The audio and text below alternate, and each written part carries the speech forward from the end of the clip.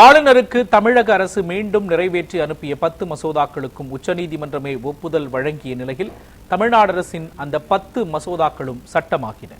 ஆளுநருக்கு எதிராக உச்சநீதிமன்றம் வழங்கிய தீர்ப்பின் மூலம் தமிழ்நாடு மீன்வள பல்கலைக்கழக சட்ட திருத்த மசோதா, தமிழ்நாடு கால்நடை பல்கலைக்கழக சட்ட திருத்த மசோதா, தமிழ்நாடு பல்கலைக்கழக சட்டங்கள் சட்ட திருத்த மசோதா, தமிழ்நாடு டாக்டர் அம்பேத்கர் சட்ட பல்கலைக்கழக சட்ட திருத்த மசோதா, தமிழ்நாடு டாக்டர் எம்ஜிஆர் மருத்துவ பல்கலைக்கழக சட்ட திருத்த மசோதா ஆகியவை சட்டமாகி உடனடியாக நடைமுறைக்கு வந்துள்ளன.